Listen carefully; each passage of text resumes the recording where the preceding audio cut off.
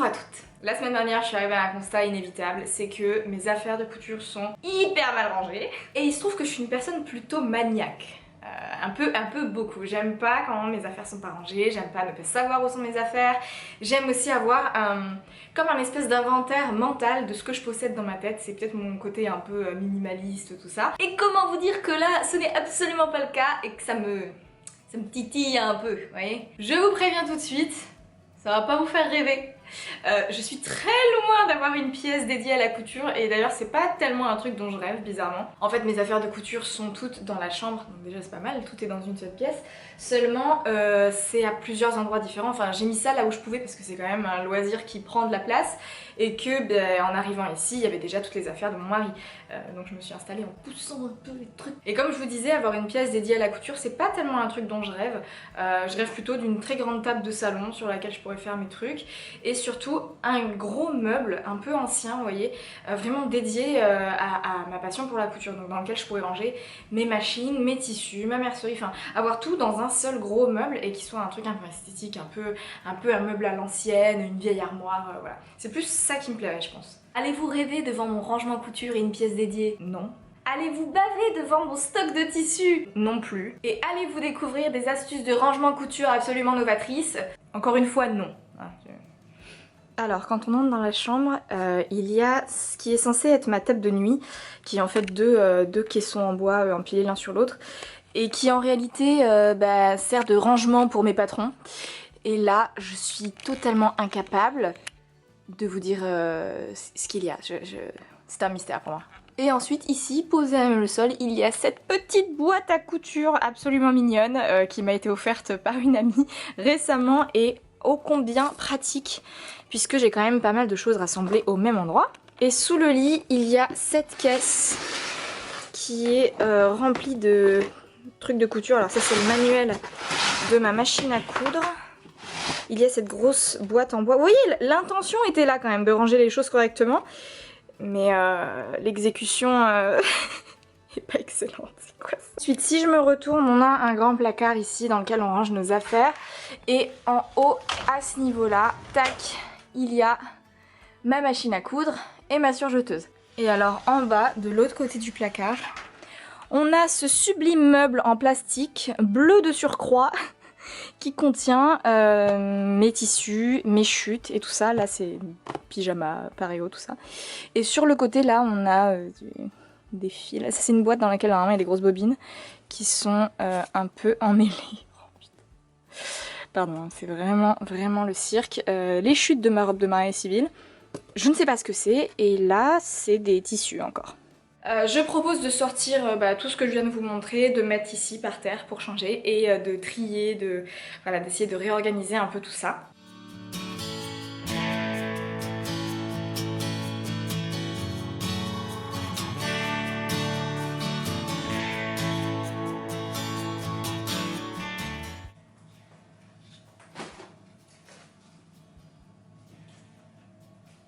C'est là que je me rends compte que oui, ça prend quand même un sacré volume de faire de la couture et encore, moi j'ai pas 10 000 trucs. Aussi, je vous ai pas dit, mais une des raisons pour laquelle je me sens obligée de trier mes affaires, c'est que j'ai fait plusieurs commandes de tissus et de mercerie. J'en ai 3 ou 4 qui doivent arriver parce que j'ai plus rien en réalité en tissu et en mercerie non plus. Et il faut bien que je fasse un tri ou du moins que j'organise correctement pour pouvoir caser ce qui va m'être livré. Et donc voilà la réelle raison de ça. Je pense qu'on va commencer par les tissus parce que c'est ce qui sera le plus rapide et qui dégagera le plus de place, je pense. Hop là, voilà, tac. Comme ça je vais pouvoir renverser mon café sur mes tissus, c'est une super idée. D'abord on a ce très joli coton bleu froissé avec des petites fleurs blanches dessus qui est en fait un drap plat que j'ai trouvé à la recyclerie récemment, qui est tout neuf. Et en fait ce que je fais quand j'ai fini de découper dans un tissu, vous voyez qu'il n'y a pas de petits morceaux qui servent à rien, qui dépassent et tout ça.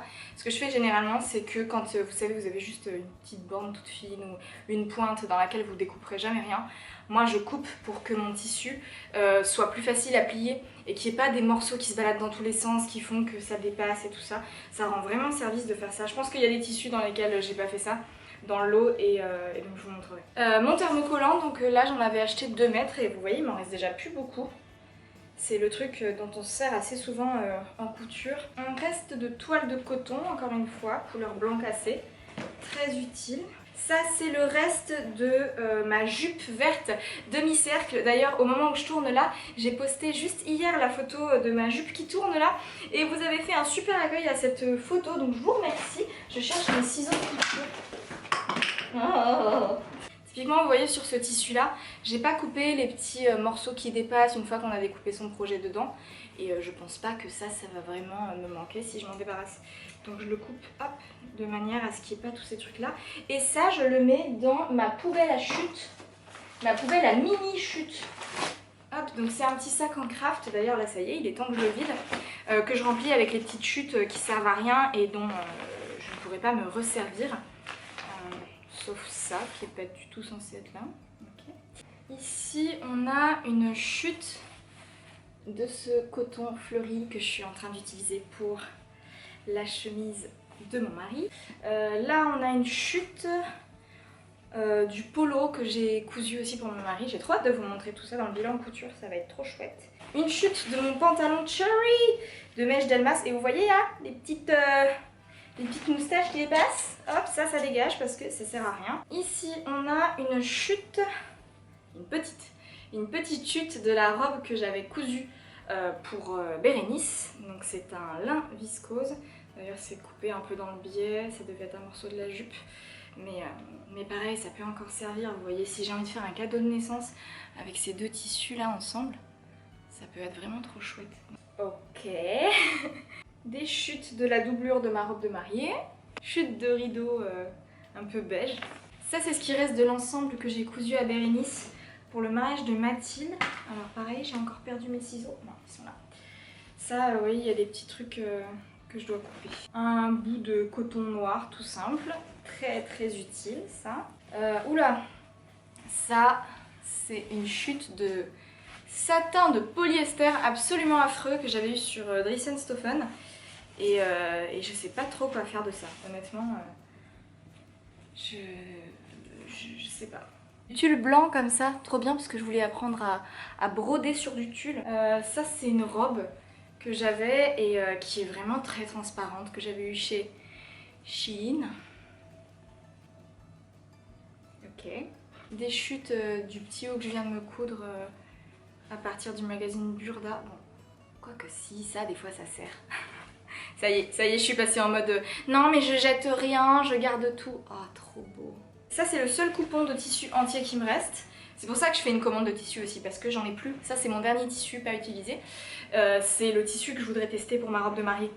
Donc il faut quand même que je m'y attelle prochainement.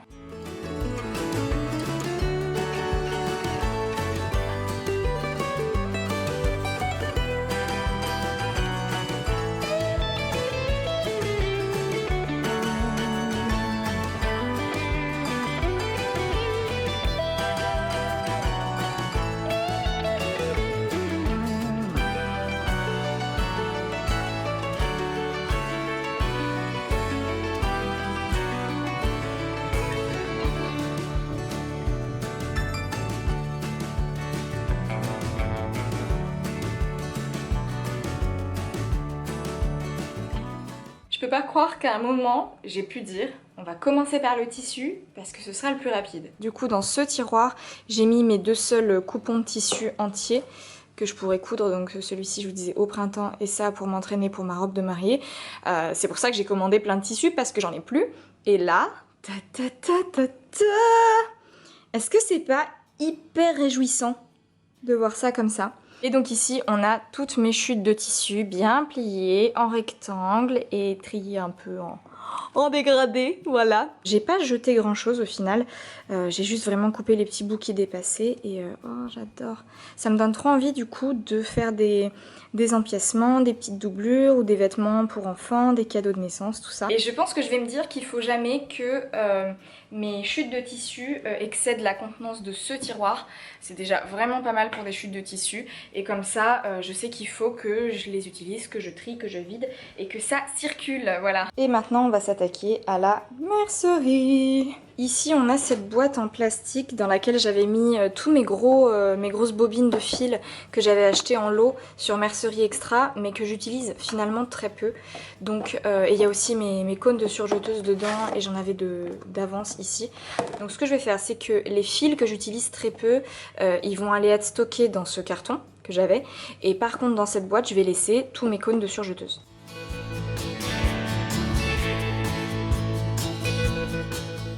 Parfait, donc là j'ai mes cônes de surjeteuse d'avance. Là il n'y a que du blanc parce qu'en fait mes cônes noirs sont en ce moment sur ma surjeteuse. Et dans ce carton je vais continuer à mettre les choses soit que j'utilise très peu ou que j'ai d'avance. Et là on s'attaque à la boîte transparente qu'il y a sous mon lit. Et en parallèle on va aussi trier donc ma boîte à couture qui ressemble à ça. Elle est un peu molletonnée, elle est dans cette petite imprimée florale. Et elle se présente comme ça, donc là il y a des petites pochettes, il y a un endroit où planter des épingles, des aiguilles, et il y a un plateau comme ça sur l'avant. Tac. Je sais pas si de moi-même je me serais acheté une boîte à couture, mais c'est vraiment pratique parce que du coup quand je suis en train de coudre, je la sors et j'ai tout à portée de main. Bon, c'est un peu le cirque dedans. Là je mets surtout mes petites bobines, surtout que maintenant j'essaie d'utiliser que du fil Gutterman et ça tient nickel dedans. Donc c'est pour ça que je vais mettre de côté, vous voyez, ces grosses bobines de fil qui sont un peu de moins bonne qualité. Mais vous voyez, j'ai des boutons dedans, j'ai sûrement des boutons. Mon mètre ruban, enfin voilà, il faut que je trie tout ça en même temps que je trie ma boîte à mercerie, on va dire. Un coteau à broder, voilà, un emballage de quelque chose, poubelle, un bouton, trop bien. Mes ciseaux de couture, c'est des Fiskars, mais je crois que j'ai coupé des choses qu'il fallait pas avec, donc ils ne coupent plus très bien. Je sais pas où je peux les faire aiguiser. Des boutons à recouvrir que j'avais commandé chez Mondial Tissu, des petits, c'est difficile à trouver. Ah, ça c'est le premier petit carnet de couture que j'avais fait. Ah bah d'ailleurs il y a la couture de... Ah non, pas du tout. Est-ce que c'est là? Non, juste avant. Oui. D'ailleurs il y a la couture de la robe que je porte aujourd'hui, c'est la robe Magnolia de chez Direndo que j'avais cousue pour le mariage de Solène dans cette viscose atelier brunette là.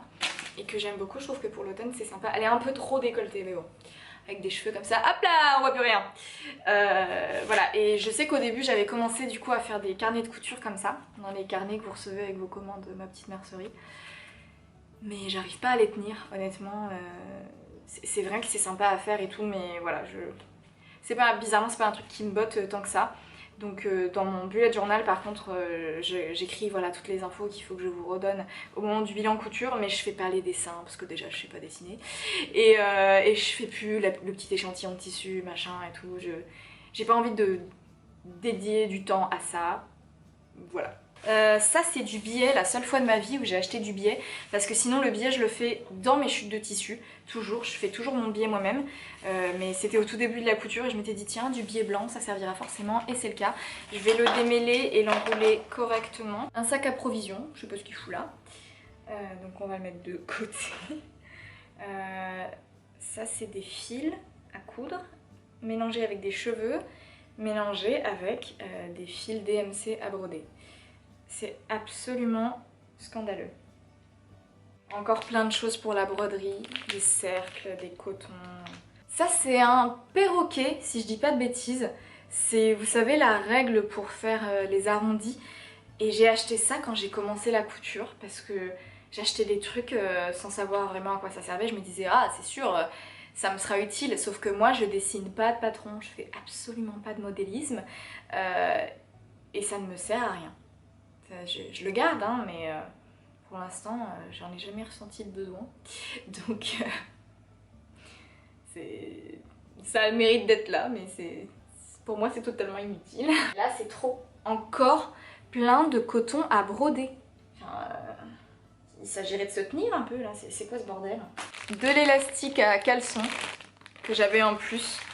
Quand j'ai fait les caleçons, les boxers Warren de mon mari. Dans la boîte à couture, alors je vais faire en sorte de garder quelques aiguilles à main et quelques épingles ici, c'est toujours pratique. Les aiguilles à machine ça ira dans la caisse transparente. Je vais mettre mes épingles ici. Ici je compte garder toutes mes bobines utiles, c'est-à-dire pas ça. Ça c'est des boutons, ça c'est des boutons, ça c'est des boutons, tout ça, ça va aller dans la boîte à mercerie. Le découvite, hop, on va le mettre là. Hop, un ciseau de couture ici. Un petit couturomètre, je sais pas si vous voyez ce que c'est, mais c'est un bout de carton sur lequel vous gradez les centimètres, les demi-centimètres, et ça vous permet de repasser à la bonne distance vos ourlets, vos choses comme ça, vu que ça passe sous le fer à repasser. J'ai ma boîte à canettes et je viens d'en acheter une deuxième, mais qui est beaucoup moins bien. Donc dans celle-ci, je vais mettre les fils que j'utilise très peu. Et dans celle-ci, qui est vraiment top, que j'avais eu sur Amazon, je vais mettre les fils que j'utilise le plus. Cette boîte va aller dans la caisse transparente et celle-ci va aller dans ma boîte à couture. Tac. Voilà, la boîte à couture est prête. Pour l'instant ici, je vais stocker du coup ma bâche en trop et je vais ajouter le thermocollant par-dessus parce que le thermocollant ça sert toujours. Je vais aussi ajouter tout ce qui est broderie, j'ai mis tous les fils et le cercle dans cette pochette plastique et je vais trouver incessamment sous peu. Vous savez les boîtes à broderie dans lesquelles tout est bien rangé avec le numéro de la couleur, tout ça, ma mère a ça et je trouve ça tellement chic et je pense que ça me donnera encore plus envie de broder.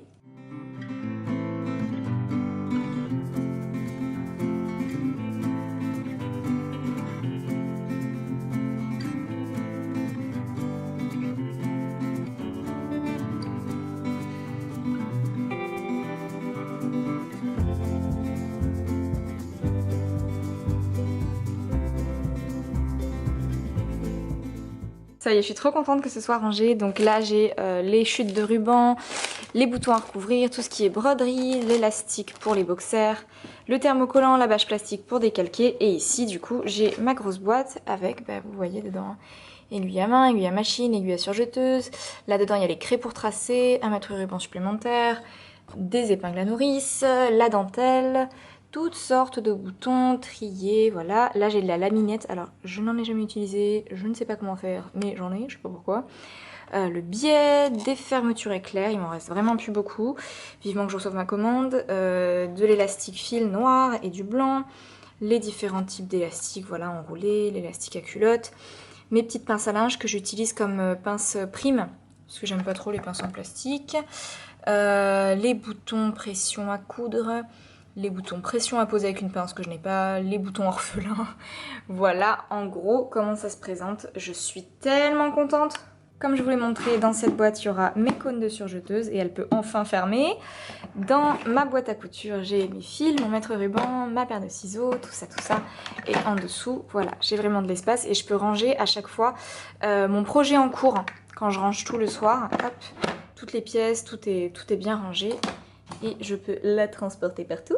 Maintenant que tout ça est trié, oh là là, mais c'est tellement satisfaisant, je suis trop contente. Je vais passer à la dernière partie que sont les patrons. Alors il n'y a pas tant de travail que ça à faire puisque en gros je vais trier les magazines ensemble. Tous mes patrons sont quasiment tous déjà dans des pochettes. Il faut juste que je réorganise un peu. Alors comment ça se présente généralement les patrons? Donc soit c'est un patron pochette, admettons celui-ci. La robe Élégie de chez Mimois, je ne saurais jamais comment ça se dit. J'imprime généralement le dessin technique, je le colle sur la pochette craft, hein, c'est des pochettes, c'est des enveloppes quoi, des enveloppes de la poste.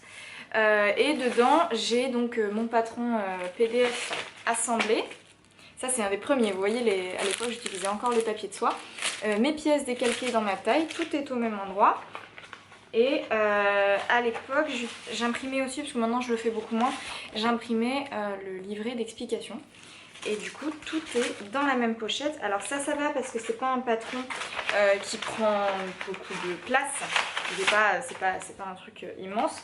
Mais par exemple, la robe Frankie de chez Make My Lemonade, pareil, c'est un patron PDF, donc j'ai imprimé le dessin technique. J'en ai scotché deux ensemble. Vous voyez, elles sont liées parce que le patron est immense, c'est une robe longue et ça fait beaucoup de feuilles. Et donc dans la première il y a les pièces du patron dans la bonne taille. Et qu'est-ce qu'il y a d'autre?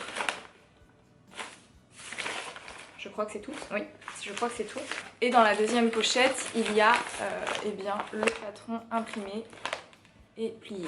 Voilà. Et quand c'est un patron pochette, je vais vous trouver deux exemples. Voilà, un de chez McCall's par exemple. Et ben je découpe la pochette sans oublier la languette là, parce que c'est sur ça que vous avez le tableau détail. Ce serait quand même dommage de le mettre à la poubelle. Pareil chez Vogue Easy. Voilà, vous voyez, j'ai découpé la pochette, donc je mets toutes les infos dessus. Et à l'intérieur, eh bien, j'ai mes pièces du patron découpées dans ma taille, le patron que vous avez au départ et le livret d'instructions. Et donc tout tient, hop, dans une seule et même pochette, une seule et même enveloppe. Voilà. Et donc ça me permet de, quand je cherche dans mes patrons, je regarde, ils sont tous empilés les uns sur les autres, je soulève un peu, hein, je connais ma patron tech, donc je sais quoi correspond à quoi. Et comme ça, je m'y retrouve plutôt bien. Pareil, quand c'est par exemple un patron que j'ai eu dans un livre, donc par exemple le livre Coudre le stretch, bah, je me fais une petite page PowerPoint sur laquelle je mets la couverture du bouquin, le dessin technique si j'arrive à le retrouver, et puis voilà, ça me fait une pochette. Et dedans, eh ben, j'ai les pièces du patron. Et celle-ci a un peu vécu, on voit que c'est un patron que j'ai fait régulièrement. Et dernier cas de figure, si c'est un patron tiré d'un magazine, je retrouve encore une fois le dessin technique du patron, le logo du magazine, l'édition, la seule chose que j'aimerais mettre maintenant sur chacune de mes pochettes, c'est le métrage de tissu nécessaire en réalité, puisque suivant la taille que vous faites, vous n'avez pas forcément besoin d'autant de tissu qui vous le disent. Et les marges de couture, si elles sont incluses ou pas et de combien elles sont, parce que c'est une information, je me dis c'est bon, c'est dans le patron, je vais pas le noter sur la pochette, alors qu'en fait je passe toujours mon temps à chercher cette info et je me dis si je sais pas, je vais juste coudre un vêtement qui est pas dans la bonne taille. Donc c'est juste quelque chose que je vais ajouter au fur et à mesure que je refais certains patrons ou que j'en fais des nouveaux. Alors là, typiquement dans ce La Maison Victor, qui est l'un des seuls que j'ai, j'y viens de plus en plus au magazine, mais c'est vrai que de base c'est pas ce que je préfère. Je préfère largement les patrons PDF ou les patrons pochettes, mais de chez McCall's, tout ça. Et là, typiquement, il y a un patron qui a été décalqué. Les pièces sont là, mais... Ah, je pense que c'est la robe chemise. Ça doit être la robe chemise, faudra que je vérifie. Ouais, oui, c'est ça. C'est la robe chemise qu'il y a dans ce magazine-là. Et qui est... Oh, attendez, je suis en train de perdre toutes mes pièces de patron. C'est cette robe chemise juste ici. Voilà, je me cache derrière. Et donc là, typiquement, il faut que j'aille chercher une nouvelle enveloppe, que je lisse ces pièces de patron dedans et que je fasse voilà, la couverture et tout. Je note dans quelle taille c'est, ça doit être la taille 36. Et puis voilà, c'est celle qui est en couverture en fait, qu'ils ont fait en bimatière. Je trouve ça trop joli et j'aimerais bien faire ça un de ces quatre. Qu'est-ce que j'ai comme autre magazine qui traîne là? J'ai un Couture Actuelle dans lequel j'ai absolument rien cousu, je sais même pas ce qu'il y a. Et ça me saoule parce que souvent c'est... je sais plus si c'est dans celui-là. Oui, non, c'est dans ce Couture Actuelle là aussi que j'avais vu des trop beaux manteaux. Mais la plupart commencent soit au 38 ou alors il n'y a que la taille 40 et 44 de dispo. Alors faudra m'expliquer. Il y a My Image. Ah oui, je vous avais montré ça une fois en story. J'ai toujours pas cousu de modèle de ce magazine. J'ai quoi? J'ai un autre La Maison Victor là qui traîne. Qui est un de cet été que j'avais acheté en Belgique. Je pense que c'était le même qu'en France. J'ai rien cousu de là-dedans. Et je crois que c'est tout. J'en ai pas 36 des magazines. Si, il doit y avoir le Burda Style que j'ai reçu il y a pas longtemps quelque part. Mais je sais pas où il est.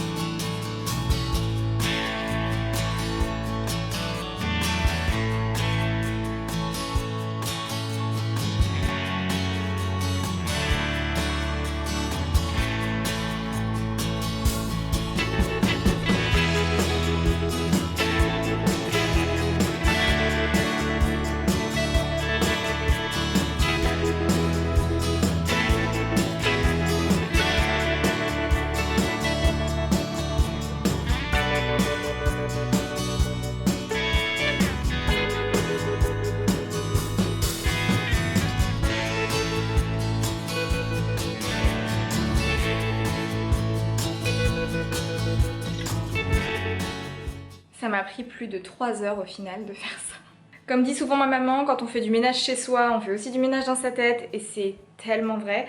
Je me sens super bien, même si ça m'a vidé en fait. Mais je suis trop contente et là ça y est, je me sens prête à recevoir mes commandes de tissus. Je vais pouvoir les ranger correctement, savoir ce que j'ai. Ah, je me sens bien, je me sens bien. J'espère vraiment que cette vidéo vous aura plu et que ça vous aura peut-être motivé à ranger vos affaires de couture. Peut-être que aussi ça en aura décomplexé certaines parce que moi à chaque fois je m'imagine que les filles qui font de la couture sur YouTube et les réseaux sociaux, elles ont des stocks de tissus incroyables, tout un tas de matos et tout.